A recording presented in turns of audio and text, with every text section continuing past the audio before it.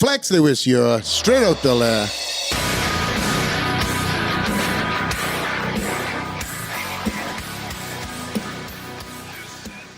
Jose Raymond, straight out the Lair. Holy shit, bro. Hey. Look at you, man. What's You're happening? in Vegas. It's great to have you, bro. It's great to be here. You've been here for now 2 days, 3 days? What is it? This is my third day, yeah. Third day. Yeah. That's right, because you came in. Saturday.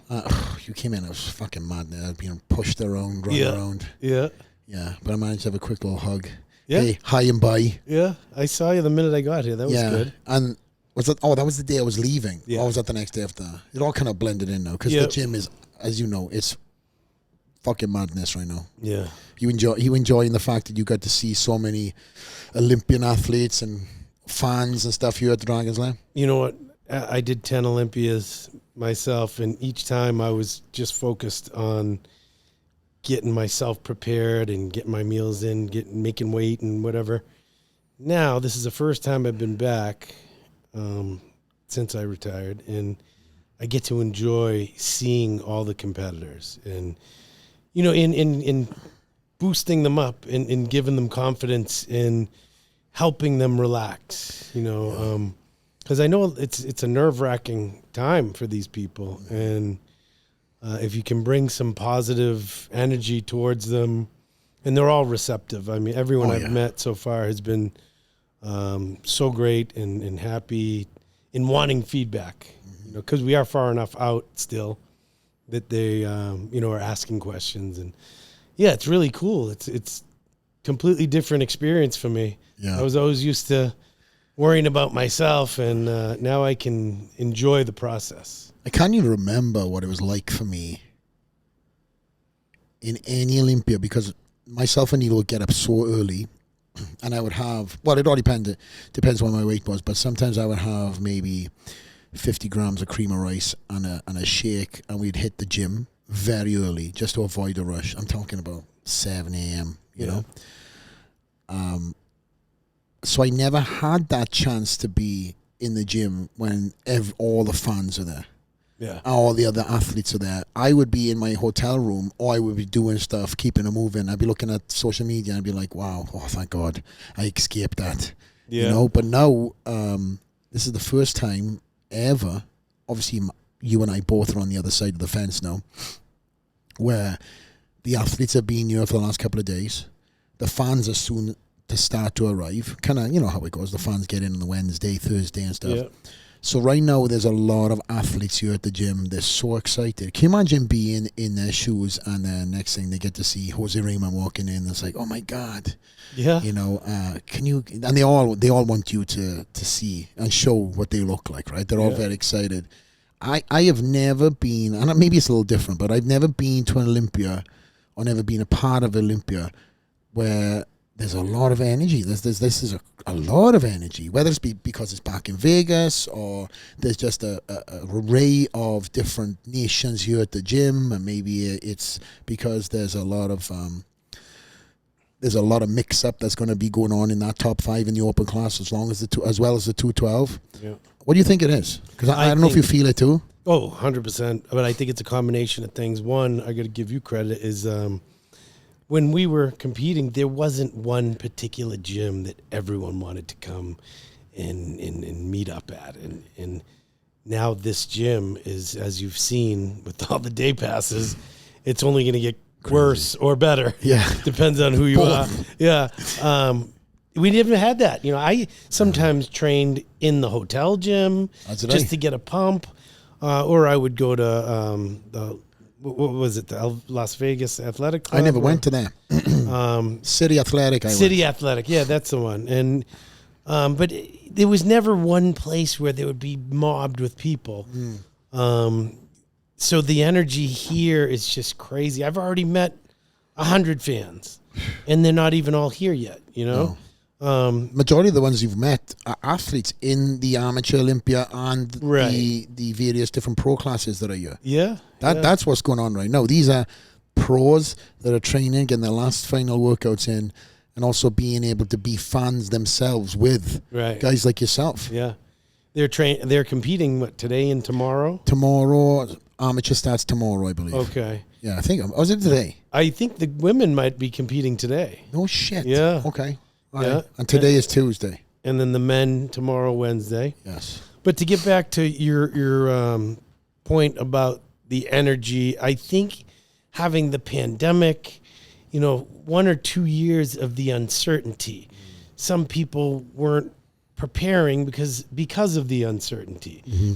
Now we've had a full year knowing that it's going to be here, it's going to be in Vegas, it's going to be on this date, and everyone is guns blazing. I have yet to see someone who's not in shape. It's crazy, huh? Every person I've looked at is mind-boggling. Yeah. Like, wow, it's going to be dangerous. That 212 division is a bloodbath.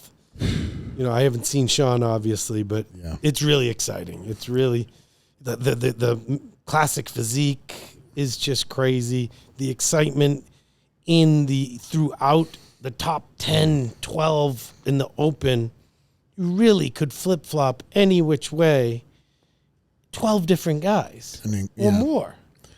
I know there's no like Ronnie Coleman, right? No. There's Big Ramy, but really, everybody's again have the speculative opinion on what Big Ramy's going to turn up looking like, right? Obviously, the first year that he won, he was just undeniable. Last year, you can make a case. He could have gone, either way. It's like, what is going to happen this year? Obviously, there was a lot of,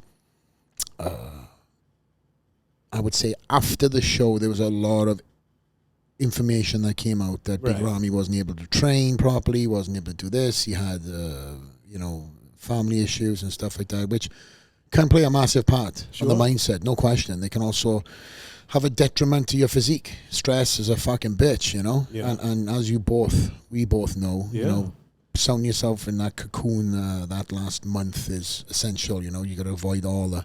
Doesn't happen now, but So, we've got Ramy, Brandon, William Bonac, Hardy Chopin, and then you've got to me, this is where this fifth guy, I think them guys I've already mentioned the top four in whatever order.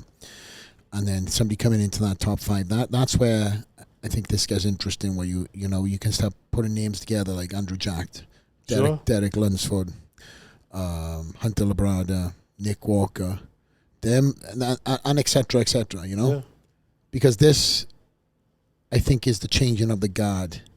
When we competed as a 212 class, it was always the same mix. Yeah. And then you had one guy that kind of broke into that mix. Derek was that one guy at one point in time, right? Yeah.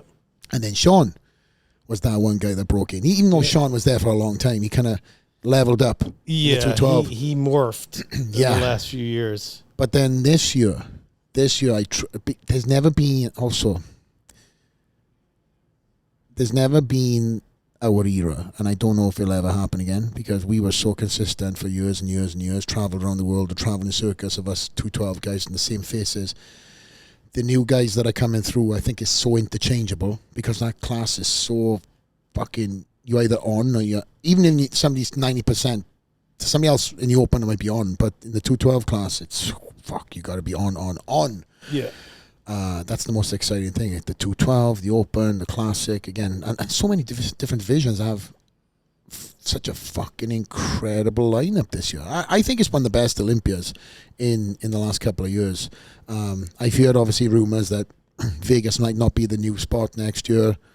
I don't know if that's the case. I hope that is the case, not because of the gym or anything like that. It's because I feel like Vegas is the fight capital of the world. Everybody comes to Vegas to have that extra time. You can make, a great case for coming out to Vegas and staying and partying and staying and having fun and gambling and everything else.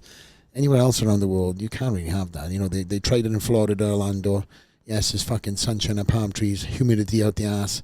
But then when the show is done, where do you go? It's Disneyland? Yeah. Vegas is a hub where it's easy to get to for everyone. Yeah. I hope it stays. I heard the same thing due to union issues or something. Did you hear that? Yeah, you're on the strip, see? Take it back to Orleans. Yeah, why not? The Orleans is a fucking incredible venue. I mean, and it's a lot bigger than this Zappos theater. No unions there. Yeah. Oh, really? Off the strip. Okay. Yeah, but Listen, I'm not the promoter of Olympia. I'm not the one that's forking out the money for this, all the prize money and stuff. So there has to be a business decision that's done by Jake Wood and team. Obviously, Dan Solomon then is the promoter that will work with Jake on making that happen. So whatever it is, I'm sure that they've got it locked down. Obviously, selfishly, I'd love to see it in Vegas, and most of the fans would like to say the same thing too. Yeah. Only because it's just got that enriched history as the Mr. Olympia capital. Yeah. Right? Yeah. But anyways, talking about enriched history, you and I, my friend, we fucking go back. Oh yeah. We got many stories, many tour stories. Yeah. One of the only guys that fucking beat me as a 202. Fucking asshole. Yeah. It's a good feeling. You know what's funny is Justin was introducing me to people yesterday, and he's like, "You know who he is? He's the only one to beat Flex." Justin said that? Yeah. Fucking, I have to talk with Justin's paycheck. Yeah, it's great. You know, it's funny. And I just realized this the other day. You started in the, 210 division? 210, 202, then right. Obviously 212. So your first year was 08? My first year was 08. 08. All right. So you started a year before me. But every year I started 09. Yeah. And then your last show was my last Olympia. Was it really? It was. I thought you did an open class. No. Your last Olympia was my last Olympia. Our careers basically that's right. Yeah, went all the way together. Yeah, because you retired well, I officially didn't retire that night. I just said I was done with the 202. I remember you had a fucking standing ovation and everything else. Yeah. That's right. Yeah. Bro, I was brain dead. I'm sorry. I do know now. I remember. Dude, that place was electric when you retired. They brought you back on. They fucking standing ovation. That was gonna be fun. It was a great feeling. Good feeling. And I had that video. It was a great feeling. You know, I got to speak and say something and say something that meant something to me. You know, speak to Steve Weinberger and Jim Mannion. You know, a lot of people don't realize I've been in this industry since 1993. Tell us about that, because yes, you have turned pro. Yeah. How many times? Well, by today's standards, it would have been 8. Imagine that, 8 pro cards. And you turned down every pro card until you said, okay, this is the year, and they created, obviously. In 07, they created the 210 class. Yeah. And I said, I think I can do this. So I took my card then. If not, I would have went up to light heavies and did that. So what year did you first... Yeah, let's talk about the competitive side of things. So what year did you first compete and win that class, the USAs or the Nationals? What was it? I won the 2000 USAs. I was in the overall with Bob Chick. No shit. Yeah, I was a lightweight, 153 pounds. Who else was in that overall? Oh, God. It was Bob Chick, Freddie Bagot, who was another Boston guy. He won the light heavyweights. Mike Valentino won the middleweights. Was it? No, it was Fred Bagot won the heavyweights. No. Tavita. Do you remember a guy named Tavita Lair? Mike Tavita? Is that what it is? No, he's a Hawaiian guy. Yeah. Tavita. Oh, he won the heavyweights. Chick won the supers. That was the first year of super heavyweights in 2000. Yeah, and then Mike Valentino won the middleweights. I won the lightweights.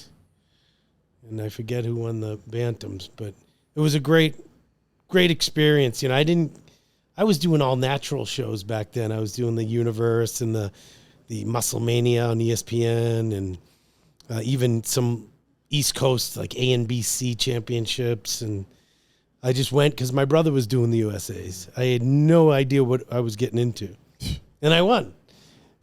And then I'm like, all right, I think I can do this. And you know, then I went on, and the next year I did nationals in 2001 in Atlanta, Georgia, and I won that. And I was like, all right, I think I can do this.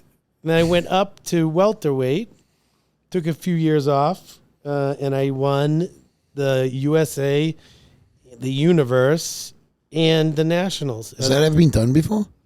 I don't think so. Dude, that's something you need to find out about, because that is a fucking trifecta. A lot of people don't do that. See, they'll just compete for one show. They go as turn pro, which obviously you could have, in these days standard, turned pro at the Nationals, turned pro at the Universe, turned pro at the USA. Yeah. You had the trifecta. Yeah. What an incredible thing. I did that a few times. Oh, you did? Yeah, because in 07, I won USAs and Nationals as a middleweight. So it was quite a ride. You know, back then, you didn't get a pro card for winning your class at the USAs. You had to win the overall. Yes. So that's why I say by today's standards, I would have had 8 pro cards by winning the Universe twice and the USAs 3 times and the Nationals 3 times. Yeah, but they were all in different weight classes. You know, a lot of Yeah. people will hear this and be like, well, he was a trophy hunter. No. No, they were in 3 different weight classes. And what weight class did you start with, and what weight class did you finish and end up retiring? Turning pro with? Yeah, I started as a lightweight, 154, and then I went up to 165 welterweight, then 176 middleweight. And then at the tail end of your career, you were what on stage? 210? Yeah. 212? Anywhere from 207 to 212. A lot of fucking mass, bro. Yeah. That you put on your frame. What are you, 5'5", 4'5"? Yeah, I wish. All right. That'd be nice. I'm a hair under 5'4". Really? Yeah. So technically, if you go to the passport office, what do? You say 5'4" or fucking 5? My license 5.3. says 5'4". Yeah. Okay, again, round it off to the nearest. Yeah, yeah. But if I'm measured, I'm 5'3" and change. Fucking hell. Yeah. What was Lee? Lee's a lot taller than me. He's almost as tall as you. He's 5'5". Yes, he says he's 5'4". But I would say I've trained with Lee. He's taller than that. I'm 5'6". Yeah. Yeah, that's why on stage, you're only 2.5 inches taller than me. But on stage, it looks like you're 6 inches taller. It's all this fucking bodybuilding. It's illusion, right? It really is. And that's what, I guess, going back to something you said earlier, you know, all these athletes that are in town and they're asking for, you know, your advice on posing and stuff like that. Yeah. I mean, you have stood against the best of the best. You've beat the best of the best. You've been around the world and back again several fucking times. Literally. And we can go back. Oh, we go back to when I was an amateur. The 05 USA, I was in the overall with Phil Heath. I literally stood on stage with him. In the which one? Which show? The USA's. I was at that show actually. Were you in 05? Yes. Wow. It was you in Vegas, right? Yes. Yeah. Yeah. I was at that show. Yeah. And then it was Mark, Doug Dill, and Phil one, right? No, it was Fakri. Fakri and Phil. Yes, Fakri and Phil. Yeah. I was there for that. Fakri looked fucking great too. He was unbelievable. Fucking hard as nails. He just outgrew himself after that. He got huge. He did. That guy was a fucking monster. I loved his physique back then. I wish he stayed in the 212. Yeah, I did too. He just got so big. Yeah. You know, he'd probably say the same thing. I speak to Fak, you know, periodically, but incredible coach. Yeah. You know, wealth of knowledge. I think if he was able to have gone into that 212 class when he was there, because it obviously wasn't, right, at that point in time. Right. And if anything, it was a 202. So he was like, fuck, I'm not going to make fucking 202, because he was a monster. And I think he was standing on stage. He made 202 a few times. I did the New York Pro with him in 09. Yeah. And he actually placed one spot ahead of me. He done the 202? Yeah. Fuck. Yeah, the New York brush Pro. Up on my shit, man. I can't remember him doing that. Yeah, and I don't think he did it again after that. Probably was too hard to make, right? Yeah. It probably sucked him away. Yeah. You know, and that's another thing too. And, you know, we have stood against some incredible athletes, and, you know, us having a friendship, traveling around the world, going here, there and everywhere, we were always kind of, you know, share different dialogue or send pictures to one another and be like, hey, look at this fucking guy. He's coming into the 212 this year. Yeah. Fucking bring him on. Yeah, exactly. But these guys look monstrous in the off season. And then when they start sucking into the 212 class, there's a fucking art to it. Yeah. You know, come down too fast, you're going to lose the body parts that make you famous. And it happened to me, and happened to Derek. I don't know if it happened to you, because I don't think I've even asked you this question, but making that weight class for me was incredibly tough. Yeah. And obviously I know why Derek moved up. We're both friends with Derek now. It's a different relationship now. We're not standing on stage against one another. Yeah. But he definitely would suck away his legs, I think. Without question. Just killing himself cardio to make that weight. Yeah, I would see Derek 2 months out from the Olympia, and his legs were massive. Huge. And they were striated. Yeah. And I'm like, wow, I was so impressed. Yeah. And then I saw him on stage, and I'm like, that isn't the Derek I saw No. 2 months ago. No.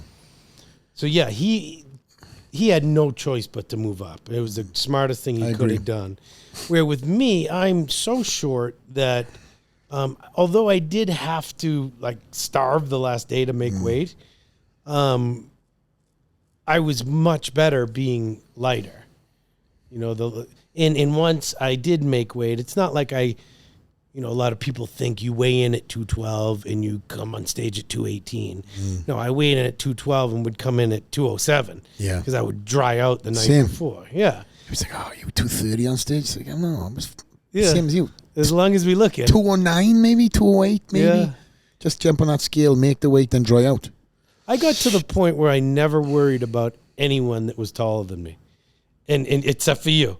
You know, because you were so well put together that you and your bone structure was small for being taller than me.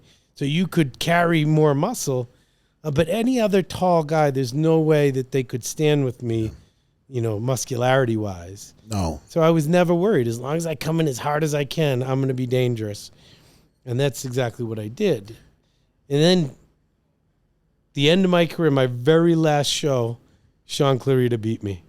Oh, yeah. In Japan. He never beat me in all those years. Yeah. And then in Japan, he beat me. And I was totally okay with it. I'm like, you know what?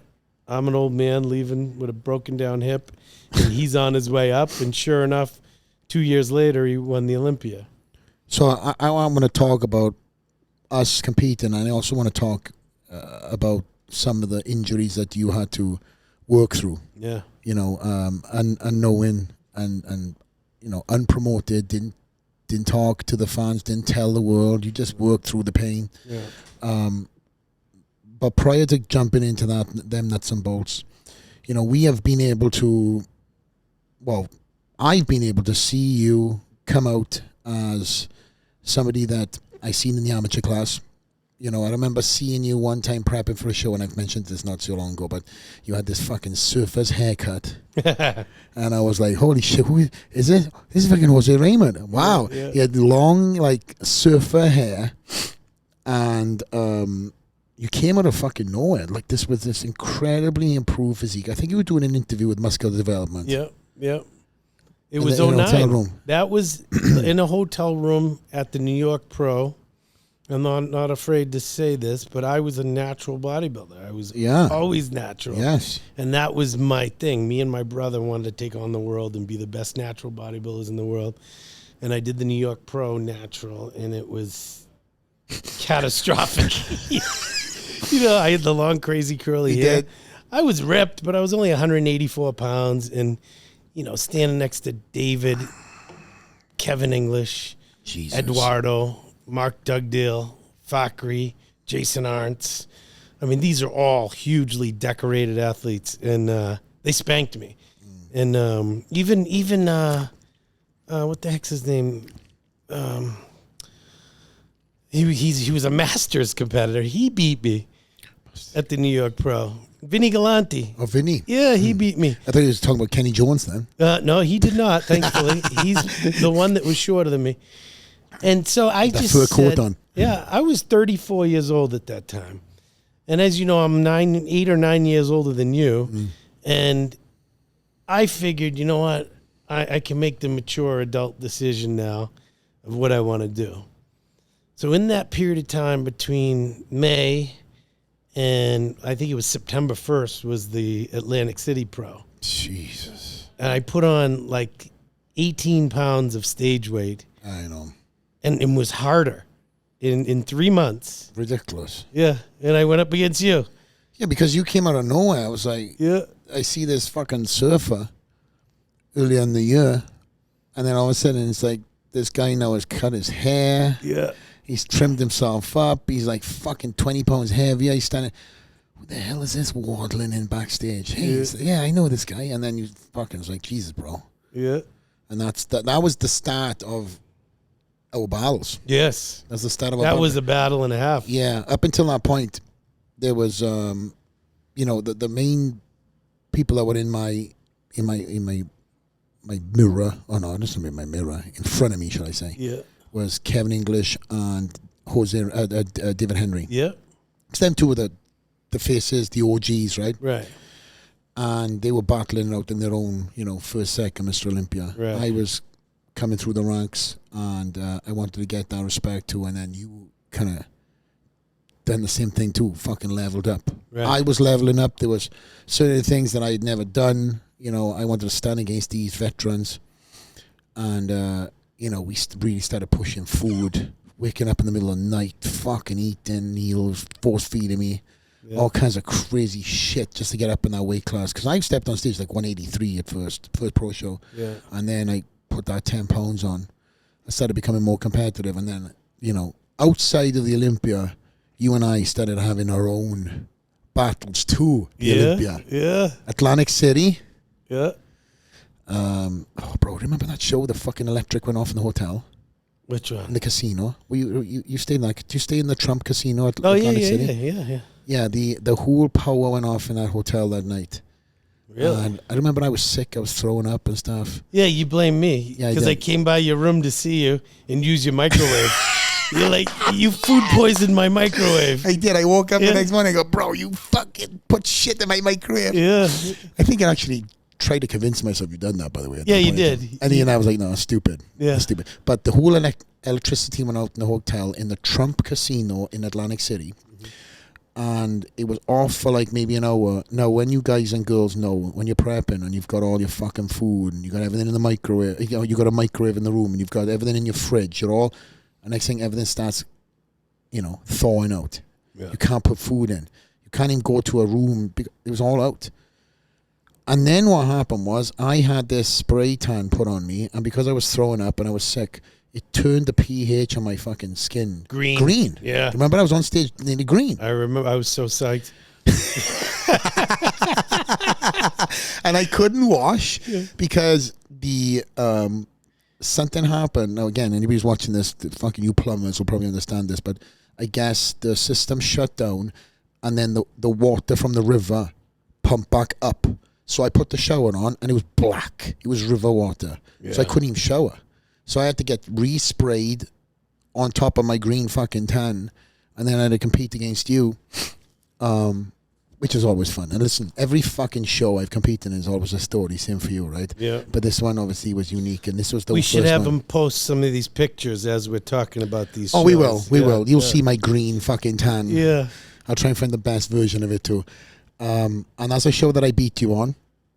And then after that, was it the New Year Pro? A week later, 2 weeks later, we went to the Olympia, and we placed 5th and 6th, respectively. 2018, 2008. 2009. 2009. Yeah. We were in the first call out right away.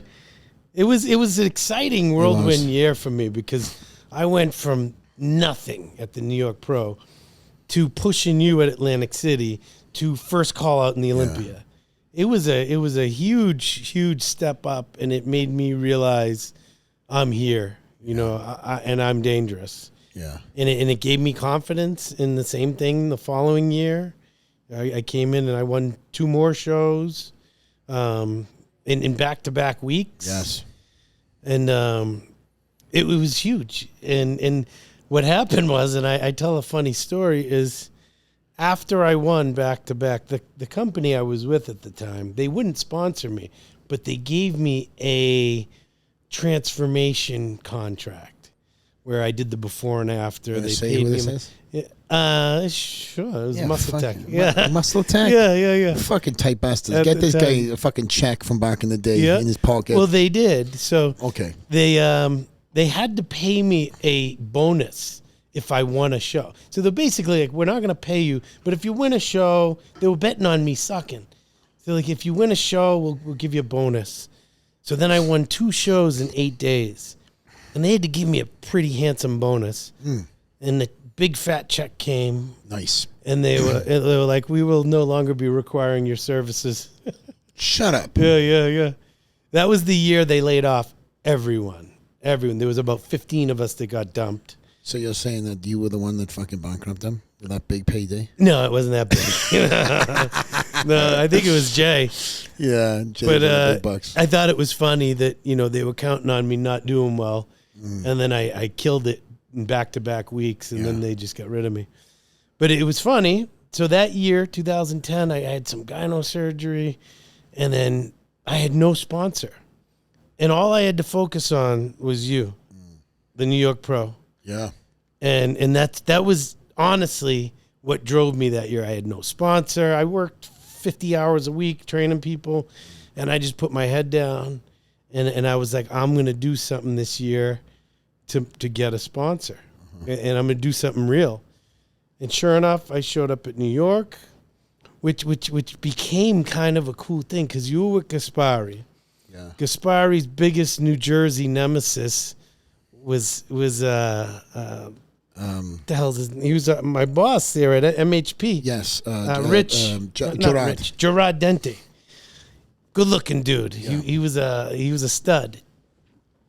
So I get to New York. I wasn't with them, but because him and Rich were nemesis. Yeah. Gerard was standing up screaming, Jose, yeah. So that day after the show, he signed me. Boom. Yeah. And you and Dana Lynn, right? What's that? You and Dana Lynn. Yeah, they signed her a few months later. And, but it's just funny reliving all this, and how things happen. Amazing. Yeah. Let's talk about the New York Pro, though, because I don't want to slide over that. Yeah. That was a show that Jose beat me at. Yeah. I remember you showed up and you had a huge burn on your calf. And I'm like, dude, what happened? Oh, yeah. And you're like, shh. You're like, I was riding a motorcycle. It's in my contract. I'm not supposed to. Yeah, fuck, you got a good memory. I was like, because it was huge. Yeah, it was on the bottom of my calf, remember? Yeah. Right, I think there's a scar somewhere, but yeah, I had a burn mark. And in fact, didn't you say to me, you said, I know what that is? Didn't you say, I know what that is? Or somebody said back, somebody who rode a bike. Yeah. I was like, I know what that is. I was like, and I tried to cover it up with tan. It just looked like a fucking tanned cut. Tan burn. Fucking burn. Yeah. But that show, mate, oh, wow, that was a tough show because if you remember, it was Memorial Weekend. Yeah. You had just come in from England or Spain. I just competed in the Spanish Grand Prix, and I came fourth. Yeah. That's the show that Victor won. Right. I think it was this year. Let's just say it's this one. Maybe I get confused. It was an open show. You did. Yeah. And they wanted me to do it because I'd done the British Grand Prix, I think, right? Yeah. Before that. So it was bing, bang, boom. But, so I came in and Gaspari put me up in a hotel right opposite Ground Zero. Memorial Weekend, 2012, right? Yeah. Is it 2012? 2011. 2011. Whoever was supposed to get you didn't bring you food. Oh. Because I remember you telling me, like, dude, I haven't had food in a couple days. Yeah.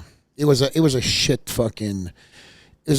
up, build up to the event. Nothing to do with the event because Steve runs an incredible show. And tight shit. Oh, my God. New York Pro is, in my eyes, the third biggest show in bodybuilding. No doubt. Olympia, Arnold's New York Pro. Yeah. But it was, I think that year was at the Tribeca, which was near Ground Zero, right? Yeah. But because they put me up in this hotel, Gaspari put me at this hotel right opposite Ground Zero. Oh my God, this is, and listen, people can say, it sounds like shit, but there's definitely an energy when people are upset. There's definitely an energy that fucking transmits through an area. And as my hotel was right opposite this, everybody was putting them padlocks on the fences, and they were crying, they were putting flowers down. The whole street was morbid. I'm like, oh my God, I don't want to be in this hotel. Then there's problems getting my food because somebody was supposed to give me food, didn't. Yep. And then obviously super fucking man, Guy Sistanino steps up. He asks one of his random friends to do a fucking shop for me. He tells one of his random friends, hey, you need to get this, my boy Flex. Yeah. So I had this random guy come in my hotel with him all his food. But aside the point, I got to the show and I jumped on the scales. And because of everything that was going on, stress and everything else, I was like fucking 210, which wasn't me. Yeah. And so me and Neil were like, okay, well, shit. And also that weekend, prior to me leaving to New York, I kicked my ex out of my house. Yeah, I remember that and too. My brother Luke was with me. Yeah. So I told my ex, I was like, you got fucking 4 days to get your shit out of the room, and I'm coming back. So then when I was in New York Pro on the Friday, before I weighed, I get this call saying, hey, I just want to, talk. I was like, okay. I just want to say congratulations and everything and all the hard work you've done on your second place. I blew up. My weight went up like fucking 8-10 pounds. Because I'm in the hotel room, and if Neil was with me now, God is my witness, Neil's my witness. Neil goes, fucking hell, Flex, you're looking fucking big. What's your weight? Jump on a scale. We have our fucking scales that's jumping. It was like 210, 212. It's like, fucking hell, mate. This is not good. Fucking hell, mate. Yeah. We walked around New York, Memorial Day weekend, fucking bums, crackheads, all outside these hotels, all trying to talk shit to us. I'm walking my hoodie on. Get back to the hotel. We jump on a scale. 1 pound lost. I was soaked. So he was like, mate, you need to go to sleep tonight with the fucking heating on. You got to get this weight off. Yeah. So I put gloves on, fucking socks on my hands.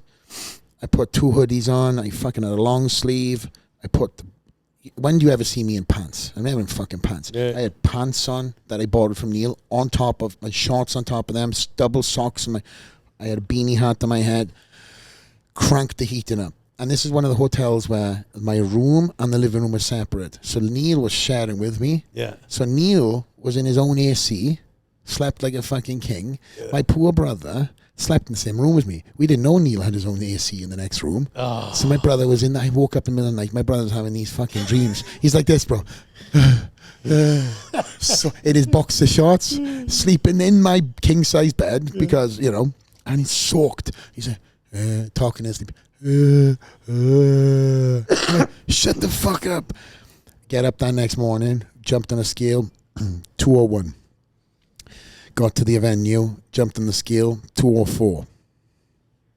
Really? Yeah. So all these fucking mind games are going on before the New York Pro. Yeah. And, but listen, everybody's got a story, right? Yeah. And this now just sounds like the fucking, the bitter second place guy, right? Yeah. I can tell you fucking stories where I won and I've gone through shit, as can you. Yeah. But this was a great one because obviously we stepped on stage and I was positive that I had won. And then when I heard the announcement in second place, Flex Lewis, I listened, I heard my voice, I turned to you straight away, congratulations, shook my hand, as you've done to me many times. I've been there, you've been there, and it's how you respectfully, take that place in. I never went online, I never said I got fucked, I never screwed, you've never done the same thing too. No. And I think that was the moment. That was the moment both of our careers became better. Yes. Because I believed finally that I could beat the best guy in the world. Or the best, what we know to be the best guy in the world. And you could never sleep again. No. That was from that moment forward, you knew that if you weren't at your best, there was someone that could come in and you just took off from that point moving forward. I found something earlier, and I think I want to read this to the fans because it's something that I wrote a number of years ago. Where the fuck did it go, Jose? Jesus Christ, I've lost it. Oh, here we go. Listen to this. It's a post that I done a number of years ago, and it's a photo of you and I shaking hands, and I'll overlay this photo on the pod. I'll probably send this. But I say, there's a photo of me and you, and you're congratulating me on one of the victories. It looks like you took second place here. Yeah. And I said, the Boston Master was a pain in my ass on stage. But behind the scenes, Jose, along with Guy Sistanino, and 6 to 7 other athletes were all in communication all the way up to the shows. We all wanted one another at our best and help one another to get there. Truth. Now we're in a different stage in our lives. Some are retired, some still competing. I appreciate these guys more than they likely know. All in all, it was a camaraderie at its best. No other class shows this. And we truly did have such a fucking unique traveling circus. Yeah. You go and see the open class guys, they'll have their their sticky groups of guys, 2 or 3 guys. Yeah. Us, we were fucking banded. We were gang. together. Yeah. We were pissed Yeah. if something wasn't happening for our division. We were upset if we were promised, like, again, we went to fucking there, Czech Republic, Italy, fucking private planes, we've done all that shit. If the chef didn't have our fucking food right when we got to the hotel, I'm up in, I was like, come on, chef, hey, listen, there's about 5-6 guys that I'm competing against in there. Let's get these chicken breasts on the grill, Yeah. He's like, I'm not open. Oh, come on, I'll come back and help. I remember being in San Marino, going back into the kitchen, helping the chef cook food for the athletes. Wow. Yeah. But again, I wanted the best version of you. You wanted the best version of me, etc., etc. And we've been able to travel around the world, go to Korea, go to Prague, go to Italy, go to the UK. I mean, I'm looking at these fucking trophies because I have to remind myself. I mean, you can add more to the mix. Yeah. And whenever we went, it was like, we're a brotherhood. Yeah. We stood on stage, it was a war. We walked off stage, it was a fucking brotherhood. Yeah. And I look at it today, like a lot of those shows we did it for $1,000, $3,000. And now you look, fast forward today, and the Olympia 212 guys getting $100,000, which is amazing. I'm so happy for them. But make no mistake, it was that traveling circus that made this happen. Absolutely. That these guys are getting that money today. And that was, we took pride in that. We took responsibility for that we are going to come and bring a show and show that we are worthy of all this hype. Because we got a lot of hype. We were getting magazine contracts. We were getting nutrition contracts. We were getting covers. This is stuff that you only dreamed of as a kid, but it's coming true. And we all believed it. And we worked so hard to every show bring the best. If, one of us, whether it was Eduardo or you or myself or David, it was crazy. Like someone would bring something crazy that the fans, we grew the fan base to what it is today. No question. And that's forever. That's forever. It's like you said, no other group had that camaraderie because we were all friends. We came up at the same time, and we were fighting for something. Yeah. It's a very unique situation. We were fighting on stage, but we were also fighting for one another off stage. Right. We were fighting for our class. Yeah. Because we had to prove our class too. There was a lot of athletes in other divisions, no names, no fucking, I'm not going to give anybody, fucking praise on this, because they were very envious of the success the 212 had. Oh, yeah. So, me being the cheeky fucker, and I know you are too, I was like, well, get fucking in shape. Yeah. I truly think, and this is, to this day, I believe, there was an era where open class guys would just turn up in their best version of what they felt was their best version. Yeah. No fucking pain. No, no putting themselves through hell. It wasn't even in the face. We would look. I'd go backstage to some of the because we would do the press conference for the Open, or we would do the athletes meeting for the 212. I'm sorry, and then the open class guys would come in after us, and I'd look at some of these guys' faces like, fucking hell, you compete in his off season. Yeah. You look at the 212 guys, we're all gaunt, sucked in, skeleton faces. I think that era solidified something in sport the bodybuilding, because I feel like that conditioning that the 212 had somehow seeped itself into the open class guys. I'm not talking about the top 2-3 guys, because there's levels to this shit. Yeah. But in that top 10, I see now conditioning has changed. There was no shredded glutes. Yeah. There wasn't many guys in that open class doing that. They were just coming in as big, as full as they could, Yeah. And again, I'm not talking about like Ronnie and Phil or anything like that. I'm talking about guys that in that like 4, 5, 6, 7, 8, 9, 10. Right. And I think the 212 conditioning, and as everything was just fucking so on. Like, that's what made it special. It was like anybody's show. Like you were looking at the athletes backstage, and everybody, like, I remember going backstage and I see everybody's fucking faces sucked the fuck in, and I'm like, Jesus Christ, everybody's on. And then you kind of look at the guys, and then you see the new guys that are being hyped up, and you're waiting for everybody to get pumping up and stuff, and then you're like, okay, I'm okay with it. Yeah. Well, that guy over there, fuck me, I don't know what it's going to look like. And then you stand around the morning test to see what everybody looks like. Yeah. And Well, we would hover around and watch us weigh in. You know, everyone would be peeking, watching, making sure both feet are on the scale. Oh, shit, What was his weight? And we did that when we were traveling one year, and I don't know if there was a glitch or if something was set up, but the year me, you, Hadi, David, in Korea, we all weighed 209.6. Yeah, it was strange. Every one of us, and we watched each other step on and step off. We were all 209.6. Fucking Korean scales, man. Yeah. God damn. I don't think all of us were 209 pounds. Yeah, you wouldn't think so, right? No. Especially Hadi looked like he was 229. Yeah. Well, yeah. You want to go there. And not that because it's Hadi, but I know of other things that have gone on in the past that I know in my heart of hearts I have made every single fucking weight. Oh, me too. Weigh in as of you, and I've invited every person in that room to bring their camera phones, bring their cameras. Gather around. Let me see what I weigh, and I want you all to record it because then you know what it is. Nobody's like, oh, you know, Flex, we're 215. The fucking judges just turn the blind eye. It's like, oh my god. Now I have to be like, next time it's like, okay, come on, I'm ready. Everybody ready? Get your cameras. And then I used to go up with my phone and film too. Remember that? Yeah.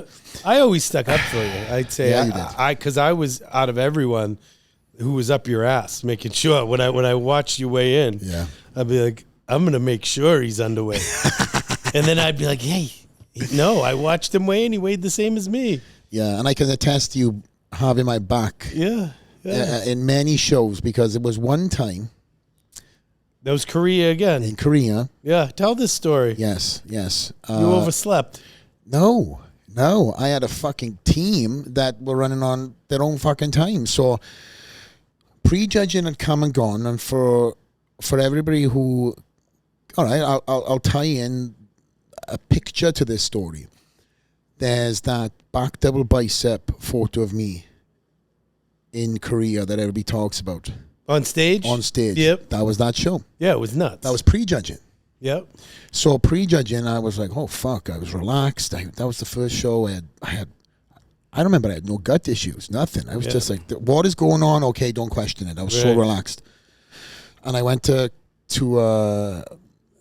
back to my room. I think me and Neil went to TGI. Remember TGI Fridays was across the street in Korea. Oh, yeah. So we went there and we had like our traditional like post shit meal, you know. And we went back to the room and I had this team that Alex set on for me. And the guy spoke perfect English. And I said to him, okay, what time does the show start? Oh, this time. I'll come and get you. Okay, so I was in my room. I text Neil. And you know, Neil's like, gotta be on time. Yeah. So he was told the same thing. So we were in the room chilling out. We're laughing and joking. So relaxed atmosphere, which never happens. Yeah. You know, when we do a show where Neil is very like on until fucking Sunday or Monday, right? Yeah. So it's the day of the show after prejudging. We're laughing. And I'm kicking back. Next thing, I get this text message from you, Jose. Yeah. Flex, where you at? Chilling in my room, bro. Flex, we're lining up. Fuck off, Jose. Stop, bro. Yeah. Flex, are you serious? I know we're getting lined up. I go, fuck, are you serious, bro? I was like, please, stall the show. I had no tan on. I had little tan from prejudging. I had no oil. And thankfully, the hotel, the arena was attached to the hotel. Right. Whatever. It was on a different floor. You were able to get down there within 5 minutes. I fucking run out the door with everything I was wearing. I think I had a I had a tracksuit on and fucking pants, posing trunks on and everything. Run down, of course, but then your belly starts rumbling, right? Yeah. Like, oh my God, I can't believe it. I'm so mad. I walk into this fucking place, backstage. I see the guy who's supposed to be looking after me go, you, what the fuck? He's like, oh, I forgot. Oh, yeah, I never seen you so mad up to that point. Like, I'll speak to you later. Yeah. And there's people lining up for the tanning booth. You at that point hadn't started lining up, but you were so concerned. Yeah. Like, and I tanned you. And I remember, this is my fucking boy. Yeah. This is my boy. Even though we had gone through shit before, but that was like a moment where I was like, this is my fucking bro, because Remember backstage what I told all the other athletes? Yeah. It's like, fuck all you guys. Yeah. Because you would have let me stay in the fucking room because you knew I wasn't here. If it wasn't for this guy right here. Yeah. And everybody was like this, their heads down. And I backed for the 212 all day long. And everybody would have let me stay in that room if it wasn't be for you. Right. I not only texted you, but when you got down, your assistant there was like dabbing tan on you. And I grabbed the bottle from him. I'm like, I'll take care of it. Don't worry about it. And I did all your tan. You did? And I waited till the very last minute, and I'm like, all right, bro, we're good. We're going to go out and put on a show. Let's go. Yeah. And I was more concerned with putting on a good show. I knew I was going to be fine. I knew you were going to be fine. Yeah. I just had to calm you down because you were hyperventilating. You were so pissed off. I was pissed. And Not at you, though. I was like, I'm so mad. Thank you, Jose. Yeah. This fucking guy backstage, and we were lining up. And I remember you were still putting, literally, guys. There was the corridor. Remember, they went down and then it turned right, and then the stage went up. Yeah. So we were in that corridor, and there's all like shit back there with the tables and fucking whatever else. And you were still helping me put oil on. You were looking at me. It's like, look, let me look. I was trying to get the fucking pump up bands going because everybody else are pumped up. Everybody's ready to go. Oh yeah. So I'm trying to get that little pump on, and this was that show that that everybody talks about, that I went to Korea and I felt like I just hit it right. Yeah. I remember that picture. Everyone thought it was Photoshop. Yeah. People were sending it to me. Look at it's Photoshop. Look at the Korea in the background. I'm like, that's really? Yeah. Oh yeah. Oh my God. Everyone thought it because it was, as you said, you nailed it. You were as full as you could possibly be, or as full as you'd ever been up to that point, and dry as can be. I think it's because I was not stressed and my stomach issues weren't there, which I've battled with the most. But Korea has got a lot of fun memories. Remember the time we competed in that fucking studio, but they had us changing in that strip club. Yeah. I recorded that. That was hilarious. Let's see if I can get that footage. Yeah, it was like it's like a labyrinth because there was a TV studios, and we had to go down this fucking elevator and then go across somewhere. But then where they had us changing, we were like, me and you walked in there with David, and we were like, it was this looks like a fucking strip club. Yeah, it definitely was. It looks like a champagne room. And they were trying to be like, no, it's not. I was like, it's a fucking pool.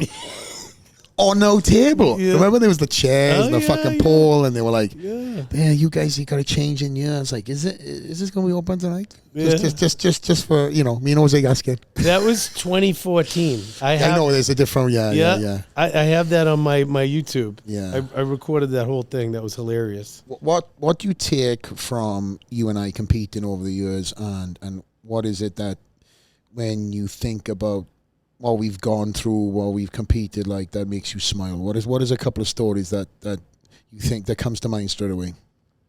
Simple things, man. I was in it to be the best I could be, but I was blessed with friendships and memories that will last forever. Simple things like being in Prague and you being like, Jose, trust me, McDonald's is awesome in Prague. I'm like, you're trying to set me up, dude. I'm like, I'm not buying that. You're like, no. Then you explained to me that, they have to get their meat from a certain farm. I'm like, really? So we went, and it was great, a great McDonald's. Yeah. And I'm not a huge McDonald's fan, but I had it, and, but, in traveling in the UK and just meeting up in Australia and I've basically seen you all over the world at FIBO and just great times, the England, the British Grand Prix was quite the event, Remind me, what is your? So the show got out, and we were at a bar. Oh yes. And they closed down. They were like, "Oh, we're closing in the next 20 minutes." So I went up and I got like 8 beers. I was like, I'll take 8 of those. First of all, you were fucked before you been drunk that 8 beers. Yes. You love to drink. I like to have a little pint or two. Oh, yeah. And then Guy wrapped me in toilet paper, and I look like a mummy. Do you remember those pictures? I fucking clearly do. Yeah. And we ordered pizza to the hotel or something like that. Oh, my God. And you almost got in a fight at the after show party at the dinner. Oh, yeah. Remember some drunk kid came in and was... No, it was a fucking biker. Yeah. Should I talk about this? Yeah. For It's like a every knows buffet or anyway. Every something. knows I kind of don't mind fucking have a little scuffle here and there, but I only if it's disrespectful. So my dad was with me and my brother, and this guy what do you call it? Party gate crashed us. Gate crashed the party. Right. And because there were so many different people over there, so many different looks, so many different nationalities, people kind of looked at this guy. He's like, oh, maybe he's part of it, right? But he was a biker, and he was on his own, remember? He had his leathers on, he had his fucking Viking hairstyle and shit. Yeah. And he went up and served himself foods, and I had this table reserved that I went down beforehand and got it. I was like, okay, this is where we're sitting, and obviously I should have had somebody sit down at the table, or maybe my dad was there. And I went up and got food, and I came back, and I was like, who the fuck is this guy? My father's like, oh, my father's so quiet and polite, right? He's like, oh, I told him it was reserved, and he just told me to fuck off. Like, I said, what? Yeah. So I got there to the table, I put my food down, I go, hey, you gotta move, mate. I was nice. I said, and then next thing he was like, I ain't fucking moving nowhere. And then it escalated fast. Oh, I loved it. And then Robin Chan grabbed me. Yeah. He's like, come on, champ, stay away from this situation. And then they threw him out. And I think one of my friends fucking knocked him out over a fucking hedge. But there you go. Yeah. He got what he deserved. Yeah, he was all bloody. I loved it. I loved seeing the full-blown version of Flex. PG version. Yeah. We've had a lot of fun, mate. And now, obviously, we've gone full circle. You're here. We can laugh, we can joke, and we've done it even when we were competing, right? We never had this tension to our relationship. It was like I tell you so many times, it's like, yo, thanks for bringing out the best version of me for this show.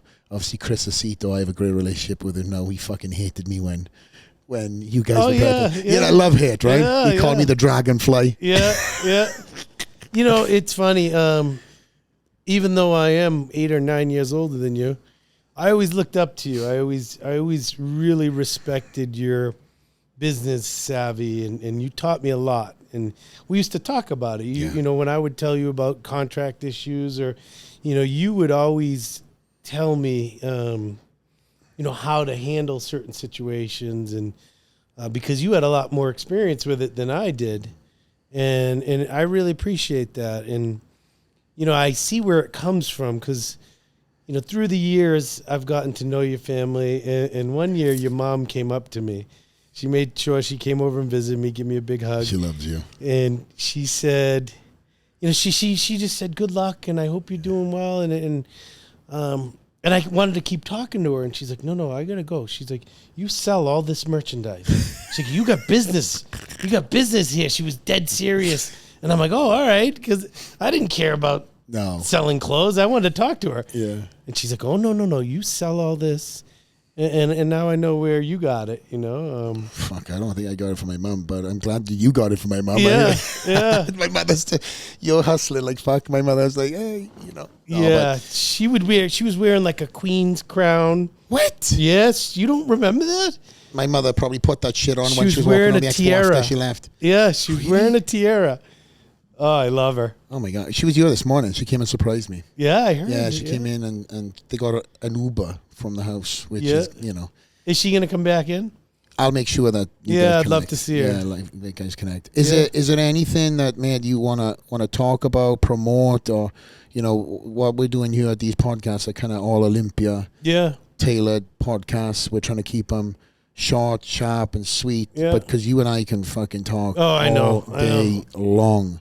But we're going to get this out within, what do you think, the next 48 hours or less? Sounds good. And that's going to take us to, so today is then going to be Thursday. So, prime time. So let's talk a little bit about the Olympia. I know we kind of touched on it. Yeah. Who are you most excited about seeing in every single class right now, athletes-wise? 1 athlete, 2 athletes, 3? Yeah, a lot. Who are you excited about? But I'm most excited to see Derek. Me too. Yeah. It's just the unknown, you know. And I have a feeling Hani is going to pull out all the stops. Oh, yeah. And I think, having seen that guest posing picture with Nick, Hunter, Brandon, and him, if you were to judge that, he won that hands down. Oh, no question. And if he's anything like that, but rock hard, dry, why can't he be right in there? Like, yeah, I agree. I'm really excited to see him. Obviously, I'm excited to see a new Bonac because, he had surgery. He supposedly his legs are healed. It's a whole different time and more. He's got another year with Chad. That's working with Chad, yeah. Yeah, so I think we might see a crazy looking Bonac. So just to say it, so number one, Derek, because of obviously our relationship, right? We have kind of a little bit of a vested interest in seeing Derek do well. Yeah, as a 212 athlete. Yeah, and Bonac too. And Bonac too. Yeah, Bonac was 202. Yeah, no, that was 212. He did do 212. Yeah, yes, because he did the Grand Prix with us. Yeah, he did. Yeah, and you beat him. I beat him. Yeah, crazy, right? To think to see what he is right now. I seen. Yeah, William Bonac has never beaten me. How's that? Who am I looking at? That's your camera right there, man. He's one of the baddest dudes ever. Yeah, he's put some crazy weight on. I'm excited to see William. Yeah. I don't want to override and jump over Rafael Brandao because I've seen Rafa. Obviously I've got brotherhood with him. Yeah.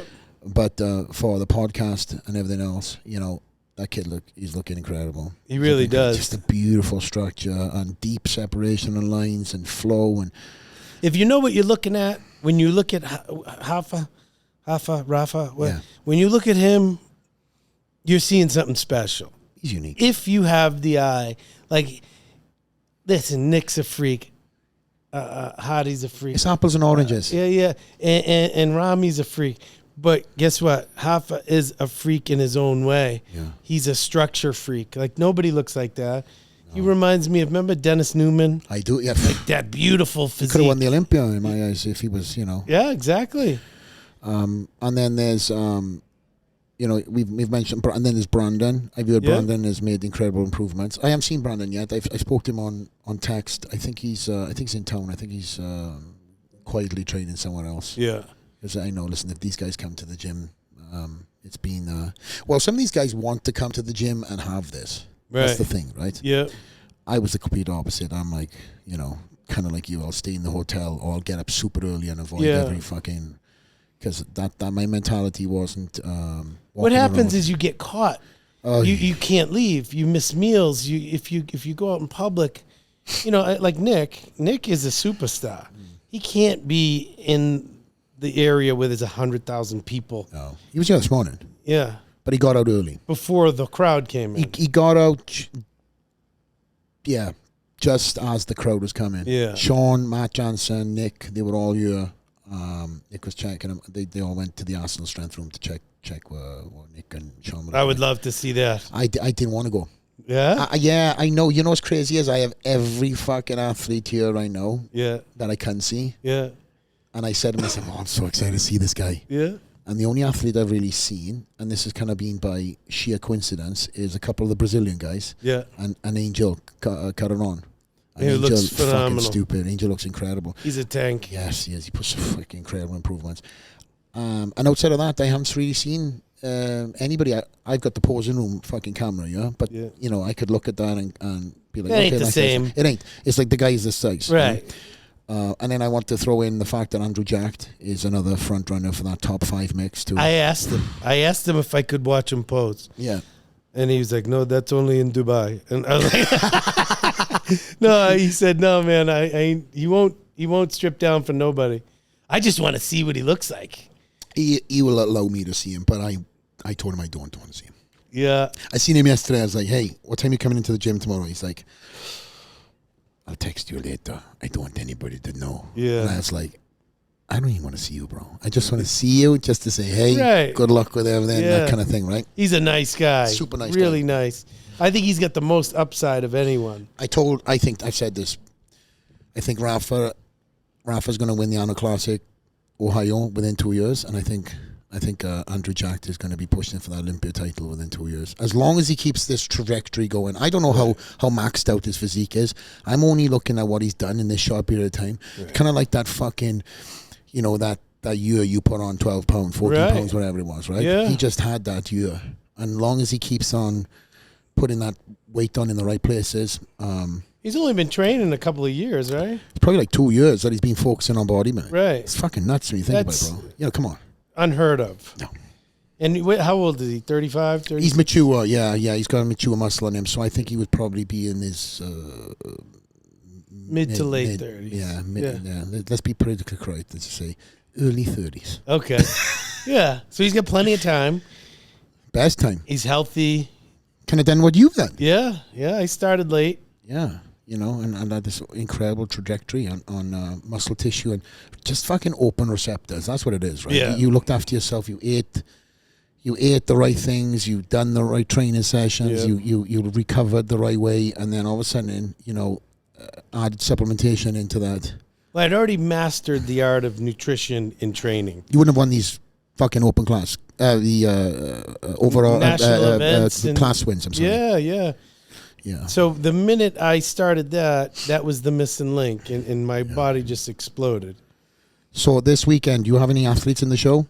I do not. I had two that were going to do the amateurs. That's why I came out so early. Got you. And Wasn't for me.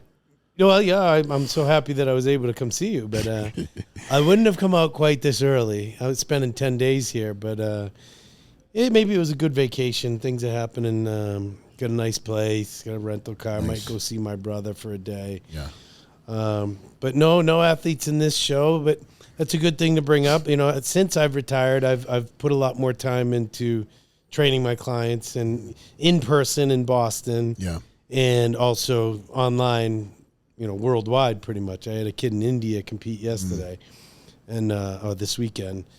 But I've been doing a lot more of that, and it's fun, getting to give back and help people avoid some of the pitfalls that I may have had. Yeah. I didn't really have a coach until I was 34 years old.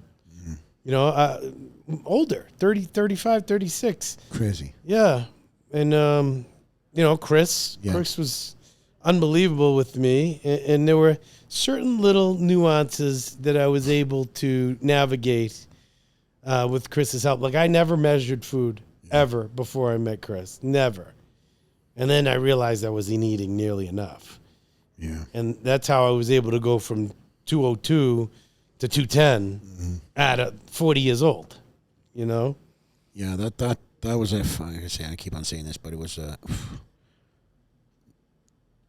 just like an incredible fucking improved year, I feel.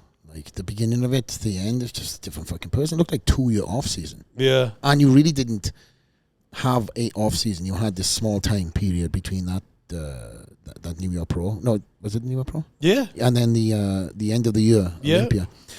But yeah, so to go cap out on that too, you have done a great job of competing for Olympias, training your clients as your day-to-day. Yeah. And then additionally, I've created this great coaching business now, which I've been able to, have athletes that are turning pro, going to the nationals for the first time. Yeah. I was following we're on the Centopani circles. I was watching you, was it a couple of weeks ago?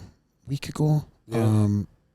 You were at the nationals, or you had people at the national shows? Yeah. Yep. And you were up early, you were prepping them. It was like 4 Yeah. o'clock in the morning, and of course I'm following from afar, and your guys all come in fucking on point, and you're doing a great job, bro. Congrats on that. Yeah, thank you. It's been I've been doing it a long time. I'm not someone that really advertises and posts a lot about stuff like that. I think it takes away from the athlete if I'm trying to be like me, look what I did. So I'd rather they post it I might repost something they post, but I just feel like it's kind of stealing their shine if I'm going to post constantly clients' pictures. But I've been doing it a long time. And there's a lot of people that are like, I got 100 pro cards, or I have a lot. Yeah. But I couldn't tell you the number. Well, you have about 100 fucking pro qualifier fucking Yeah. pro invites, and you just next year. But go on. You know what's funny is off topic. How many pro shows did you do? Oh, Jesus. Do you know? No. I don't know the exact number, but I want to say I did 44, 46 pro shows. I think I don't even want to put it out there. I know I won 20 something. Yeah. I think it's 28 Yeah. pro shows I won. I don't doubt it. You got Ali will know. 7 Olympias and I should Arnold. know that, right? Yeah. And then all the other Grand Prix and stuff like that we done. Yep. Do you know how many pro shows you won? 12. Oh, fuck. Look at that quick, accurate answer. Yeah, well, it's an easy number. Yeah. I don't know. And I mean that in all humility. I don't know. I have to actually, when you get off the podcast, I'll find out. Maybe by the end of this podcast, I'll have a fucking answer. It's got to be in the 20s. Tires can flash on the screen. I think I was in at least 20 shows that you won. So. 20 something. Yeah, 20 something. With the coaching, though, where can people get hold of you for the coaching? Instagram? Yeah. And The Boston, Mass. And they can hit you up on there and ask you about your coaching fees and whatnot. Yep. Are you still going ahead and dare I say it on the podcast, are you still interested in opening a gym? Oh, 100%. I will till the day I'm gone. Right. I've lived my life for the last 30 plus years making people money. Bringing life to certain gyms, and helping the owners pick out equipment and teaching people how to use the equipment, how to train properly. And I have my own visions of how I want things run. And I can't keep doing it my whole life, working for other people. I don't work for anyone. I've worked for myself for 30 years, but working under someone else's roof. You know what I'm saying? Mm-hmm. I want full control over everything from the equipment to how the things are run, to the way the place looks and the energy that's in it, So where are you after that right now? Well, I'm working at my friend Nate's place. Nate Tello has a gym hub in Boston, and he did just that. It's a smaller, almost studio type, but it's like 7,000 square feet. That's a good size. Yeah. And crazy equipment, and it's a great situation for me because it's downtown. I have a lot more people that I can reach. Right. And that's what I'm doing most of my days is flying into Boston and spending a few hours there with clients. And then the rest is all online stuff. But the future holds you having definitely the gym. At some point. Yeah. Good. Yeah. I have a vision of what I want. And I'm not going to give that up. No. And again, I'm here to help in any way. I know we've had this conversation off camera, a couple of months ago, but I want to see you succeed, and achieve the world off stage. Obviously, there's nothing warms me more than seeing you from afar walking into the room, because then I'm like, look at this fucking guy. It's a great thing about you is that you're very aware of your surroundings. Yeah. And the minute I walk in the door, I see your eye. I go, I was filming too. Yeah, you were filming in the middle of filming with someone. Your hand went up in the air. Yeah. I love you, man. I love you too, bro. The minute I came in the first day, you made eye contact, ran over to me, gave me a big hug, Come on, but it's like, it's a great feeling. I'm welcomed like family in here. And even the young kids at the desk who didn't really know what was going on were like waiting for me to come up and check in and everything. And then I don't know if your wife or someone just waved at me and was like, "Come here." Yeah, they know. But again, listen, it's two-way street, mate. We had the gym grand opening, and I just want to say this because the photo popped up on my phone. Yeah, we had a lot of VIPs here. Yeah, big name VIPs. Oh yeah. And when the party was done, it's kind of left to everybody to pick up the pieces. But there's nobody doing that. Yeah. Unless you're Jose Raymond and Brandon Curry. Yeah. We were taking in all the chairs. Fucking picking up the tables, the chairs, picking up the pieces, helping Ali and the staff put everything away. Yeah. And that's the shit, though. A lot of people don't get to see. I get to see, and that's one of many reasons, why I love you tremendously, is because here you are in my gym as my guest, and I'm doing my thing, taking pictures, which you could be doing and were doing, but you realized that my wife needed help, and you just went and fucking picked up the chairs. Well, and that's what super grounded. friends do, Well, yeah, I always thought of you when I was when you had Addy, and I was in Australia at the airport, and there was an UGG store, and I bought a pair of baby booties, of UGG booties. You remember those? Yes.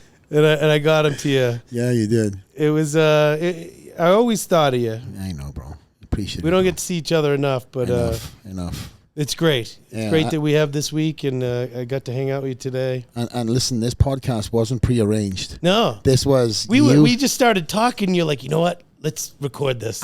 We were outside, and I was like, what are you doing right now? Come in my office, because obviously I want to see you unrestricted, undistracted. Yeah. And we sat down, and, we're talking away. I look at Tyus, my producer, and I was like, we're doing a podcast. Stop talking. Yeah.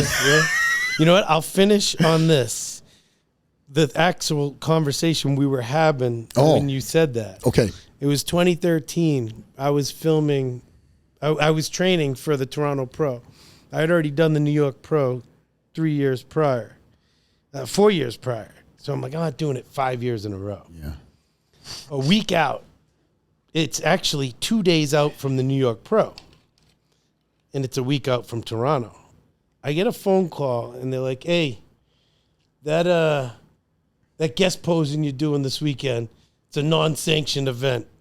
You're going to get fined. Oh, jeez. I'm like, what? I had that. I'm like, I didn't set it up. Talk to my company. He's like, but you can come down and do the New York Pro. I'm like, the show's 2 days away. The one you beat me in? No. Okay. I was like, fuck's sake. 2013. Right, okay. And he's like, are you in shape? Yeah. I'm like, yeah, I'm in shape. I'm competing next week. All right. You think you could beat Sammy? I'm like, yeah, I could beat Sammy. Yeah. He's like, all right, we'll get your ass down here. And I'm like, all right. So it wasn't, I think it was the day before. Mm-hmm. So it was Friday afternoon. Oh, no. I was doing cardio. I got off the treadmill. I called my friend who did my food. I'm like, set me up for like 5 days worth of food. Yeah. And not even 3 days or weekends worth of food. I went home, showered, picked up the food, and drove to New York. I stopped in Connecticut, slept at a friend's house, got up at like 6 a.m, shaved my body, and drove to the venue. Jeez. I wasn't prepared at all. I go in, I make weight, and they're like, all right. It was like we weighed in about 45 minutes before pre-judging started. Back then, yeah. Yeah. I weighed in at 210, went on stage, won the show. And that was my second New York Pro win, beating an unbelievable Sammy. Sammy was fucking great athlete. He reminds me of a Hoffa, like that beautiful physique, I don't care if it's bodybuilding or what. It's anyone would like to look. Great guy though as well. Yeah, he just a fucking champion's champ. Yeah, always respectable, always cheering, But I'll end on my end, right? All right. Okay, you young pro, you beat me. We go back to the hotel. Oh God. I hit you up. Jose, you sleeping? No, I can't wait. I can't sleep. I just beat you. I'm awake. You hungry? Yes. Okay, let's get on, because there's no fucking Google Maps or anything like that back then. Maybe it was, but do we walk or do we jump in a taxi? We went in a taxi to get to the restaurant first. We went to this fucking diner. It was about 2 o'clock in the morning. Yep. And we walk in. I was like, fuck this guy. You have a great appetite. I don't. And we started eating, laughing, joking, and then I'm going to say fuck this guy. I'm joking about it. Yeah. And then your food comes in, you're eating. And you're like, oh, this is so great. I was like, oh. Yeah, he was like, I got to stop. I got a photo shoot tomorrow morning, 9 o'clock. I'll never forget. And I was like, bro, you're going to look fucking crazy. Just take a diazide. Just eat fucking whatever. Yeah. So we went up to dessert, and I was like, get one of everything. He doesn't know what he wants. The fucking desserts can't come in. And we were both, I tapped out way before you. Mm-hmm. And you just kept on eating and force-feeding yourself. Oh, my God. How painful was it? We fucking ate. You ate so much fucking food. Yeah. You had edema in your fucking feet. Yeah. And your ankles. In my eyes. And your eyes. And you were going to do a photo shoot next morning. Then we went to 7-Eleven and bought ice cream. And oh my God. I held up the cover of Flex magazine that had just come out. And I showed the store clerk. Yeah. I'm like, you know who this is? They're like, no, that's not you. I'm like, no, it's him. Really? Yeah. Holy shit, you have a memory. Yeah, Well, fucking, this is what I'm saying. Like, we could take this podcast on another fucking hour because there's so many side stories and fun and laughter and stuff. And that's what I experienced with Jose in, every competitive fashion, every life change, every moment. You've been there, you've messaged me, you've called me, you've cried, you've laughed. We've done it all. We've traveled. And, bro, it's a fucking privilege to call you a friend, you know, and it's an honor to have you here at the gym. You're always going to be one of my favorite people in the sport. And as I've said to you and many other people, if Jose Raymond was my most fierce competitor, the one that brought the best version of myself out. Yes, I stood on stage with many other athletes, as did you, but there was something about you that got into my head. Every time I done cardio, every time I done, mainly doing cardio, it's just like, this fucker's pushing hard. Yeah, fuck, let's go. We did it for each other. Yeah, for sure. We brought the best version of each other out, and now life has beautifully moved on into so many different directions, and I still, to this day, want the best version and the best of life for you, my friend. So thank you very much for coming on the podcast, as improv as it is. Yeah. I love you, my man, and I love you, brother. Thank you for having me. This weekend, as I said, to enjoy it. You've earned it. The people in the gym are so excited to see you here. So it's another podcast wrapped out. Jose Raymond, one of the best to ever do it. My bro. Straight out the Lair. Out.